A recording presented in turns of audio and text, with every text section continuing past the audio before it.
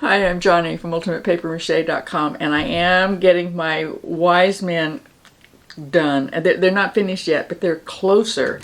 Now this is a mixed media sculpture, which I have never done before. So you know, if you've watched the other two videos in this series, you kind of know that I'm making it up as I go along. And that's one of the reasons that this is taking so long to get them done. I am going to get them finished before Christmas, but if I did this over again and started again from scratch, knowing what I know now, I could probably get all three of them done like in maybe 3 days. But because I am kind of learning as I go, they're taking me a long time. There's actually something that I learned during this process that is really important that I'm going to be using on all of my armatures that I make out of crumpled foil from now on. I mean, it's just, I really wish I had figured it out a lot sooner. Now, since we are getting really close to Christmas, if you'd like something that goes a little bit faster, I would recommend this guy. He's really cute. He's just absolutely adorable. He's just really brightens up the room, and he would make a really nice present. You can make one of these in a couple of hours. I'll put a link to that video right down below this one, but don't go quite yet because it'll tell the YouTube algorithm that you don't like this video, and then they won't show it to anybody. You know, the thing that would make them think you really do like me is if you hit that like button down there. It really does help. So let's get back to these guys. I'm going to show you how I got to this point, and then I can go ahead and finish them up. In the last videos, you saw me making the armatures, sticking the armatures onto the base, and then sculpting the heads and the feet. We were then at the point where we needed to have some turbans on these fellows. I wanted all the turbans to be different, but I wanted them to be fairly close to the one that was being worn in the painting that inspired the very first wise man that I sculpted. So I went out to find some more photographs of contemporary turbans, and the ones that were closest were being worn by gentlemen in Afghanistan. I really had fun with the turbans, and I made them out of super Sculpey, as you're seeing me do here, rather than the air dry clay, which I intended to do. Air dry clay shrinks as it dries, so if you put it over something hard, like a glass bottle or a super Sculpey head, it's going to crack when it dries. And I made them with super Sculpey instead. I didn't want it to be shiny, and so I used some cheesecloth, just pressed it against the super Sculpey before I baked them. I had already put the foil on the first guy that I made, but I did have to add some foil to the other two just to bulk out the shapes and to give me something to put the air dry clay on. And when I was doing that, I learned something that I wish I had known about 5 years ago. If you use the textured portion of a metal sculpting tool and just lightly roll it over the crumpled foil, it makes it all really nice and flat. I actually got the idea when I was watching the Ace of Clay use that part of his sculpting tool to create fabric textures in his Super Sculpey. The next step is going to be putting the air dry clay on there, but before I did that, I wanted to make sure that I had a really secure attachment for the hands and the gifts that they're going to be carrying.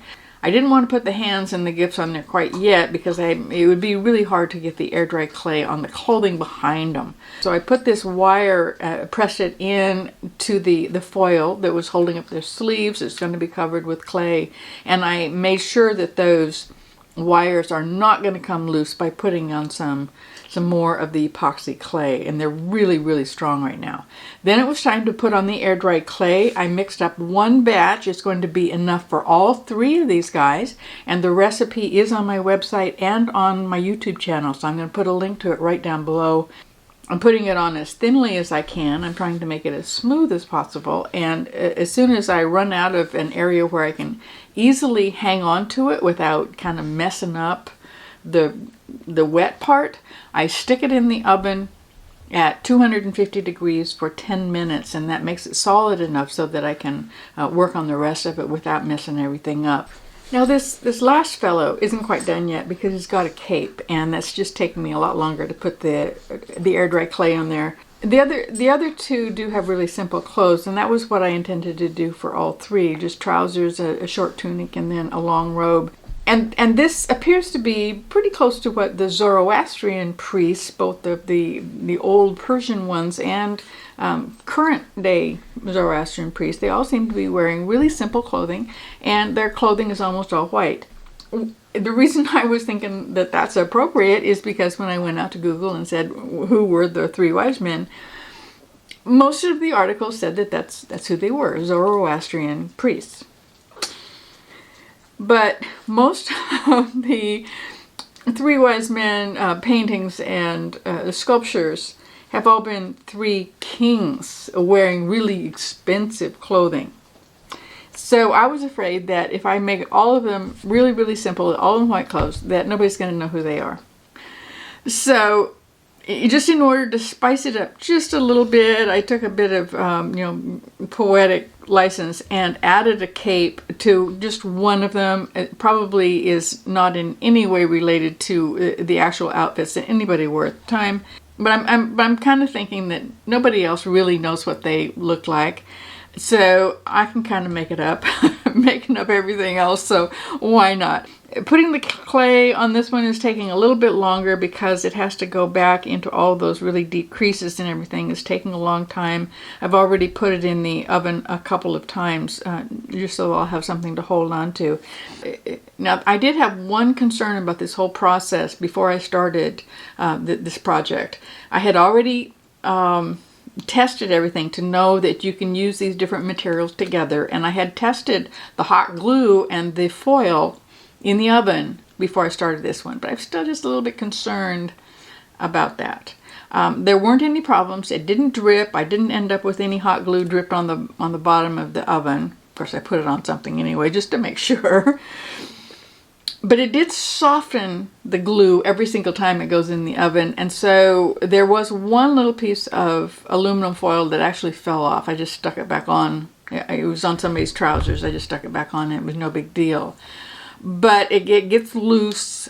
I don't think it made any difference. But you might want to do some experiments too with your brand of hot glue and your oven, and just to make sure that you're going to like doing it this way.